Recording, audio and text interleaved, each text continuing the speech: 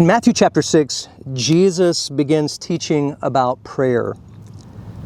And he said this, "When you pray, enter into your closet, and when you have shut the door, pray to your Father which is in secret, and your Father which seeth in secret shall reward you openly." The Greek word for closet there is temion, and it was originally used to describe an inner room, a secret chamber. And it was a place where valuables, important items, things that were treasured, would be stored. Oftentimes it was the only room in the house that had a lock on it. And so Jesus is using this metaphor to help us understand the importance of prayer and the reason for it. Now, you and I might not have a literal closet that we can go to. I believe a temion can be a quiet corner in your house, a front or back porch, a swing in your backyard, the kitchen table. It could be your car on your daily commute. Mine most of the time is my morning walk.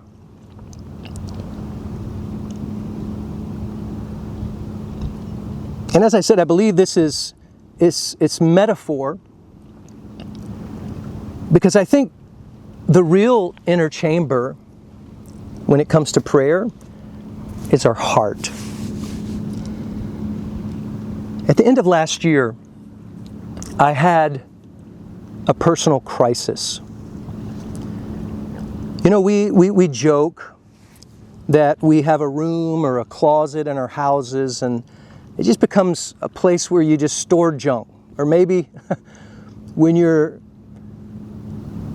trying to clean the house in a hurry because company's coming over, that's where you just kind of throw stuff that really doesn't have a home, or you haven't found a home for it, and you just kind of throw it in there. Well, I found that you can do that with life. Right? I had an inner storehouse, a storeroom, a closet, if you will, in my heart and my soul. And for years, I stuffed things in there. And I kept stuffing year after year, until one day there was no more room. And the door swang open, and all of that garbage, all of that stuff in my life, my past, hurts, disappointments, insecurities, fears, anxieties, you name it, the list goes on and on and on and on, and we all have a list. All of those things just came crashing down around me. And I've spent the better part of 9 or 10 months seeking the Lord to heal my heart, to restore my soul as it relates to these type of issues. And I see a beautiful connection with this prayer closet, with this temion, this time of prayer, communion, fellowship, seeking the Lord. It's an intentional place, right? It doesn't accidentally happen. It's a place that we go to. It's an intimate place, right? It's a place where we need to be real, honest, personal with the Lord. It's a place of integrity, right? It doesn't do us any good, and Jesus talks about that when he's talking about prayer. You know, the prayers that people pray to be heard. He said that's not what this closet's for. That's not the purpose of prayer. As I said, this was a place where valuables were stored. And I'm convinced, and I'm finding that it's in the temion, it's in the prayer closet, that I find my true values. It's where I learn what is valuable. On that day that started this whole personal crisis, I realized that I had placed value on things that I shouldn't have, and things that I should have valued. I wouldn't say that I didn't value them, but I didn't place the value on them that I should. And as I've learned to go into this place where valuables are stored, where valuables are kept, I'm learning to let God show me what I should value and what my personal values should be. It was a place where treasures were stored. And Jesus says, where your treasure is, there will your heart be also. So it's imperative that we understand what a treasure is and what a treasure isn't. And he says that we should lay up for ourselves treasures in heaven, not here on earth. Those are passing, fleeting, they're corruptible. It's in that prayer closet that we begin to learn what treasure is. Jesus said, a good man out of the good treasure of his heart brings forth that which is good. From the abundance of the heart, the mouth speaks. And I can see that in my life, in the past. If you want to know what's inside a person or what a person thinks, you just kind of listen to what they say, and I'm afraid my speech betrayed me many, many times. But I'm learning that as I communicate and use my heart language in the presence of God and listen to His words and allow Him to develop what my values ought to be and allow Him to teach me what I ought to treasure and what should be important, that out of that good storage, that place, right, not that's filled with junk and clutter, but starts to be filled with good things. Good things come out. Right? In Proverbs chapter 4, we're told, guard our heart, guard your heart, for out of it flow all the issues of life.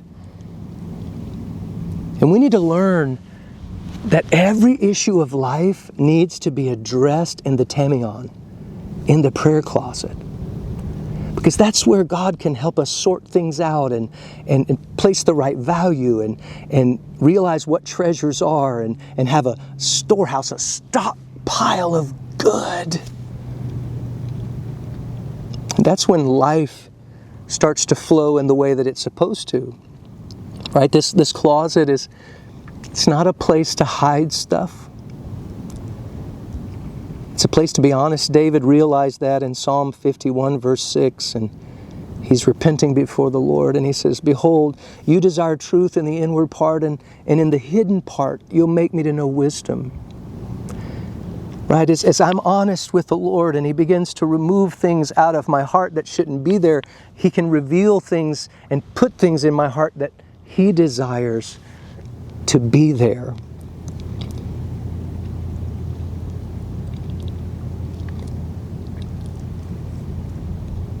We need to be current in our closet. Daily, right? In our closet. Deal with it as it's happening in the moment. Not filling our heart with junk, but allowing the Holy Spirit to fill our hearts with Jesus.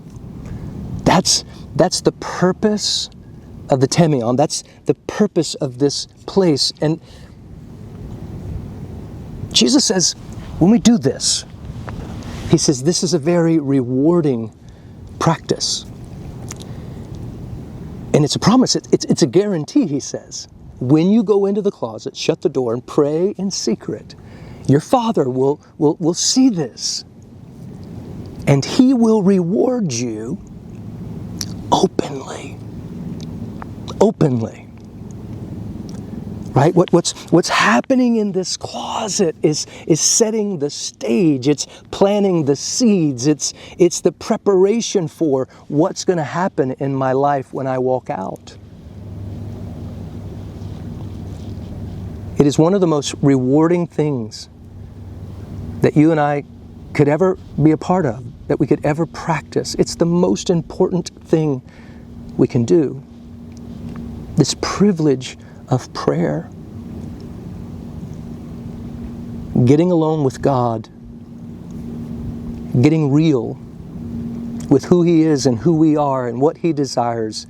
And learning not to try to get God to come into our life and our kingdom, but to allow God to mold and shape and change us so that we can find our place in His kingdom and experience this rewarding life that comes when a believer, in humility and honesty, communes with God, has this sacred place that is treasured, that is valuable, that is enriching, and that will ultimately be the reward that every single one of us are longing for. So I want to encourage you. Find the tamion, right? Find your prayer closet and frequent that place as often as time permits. God bless you.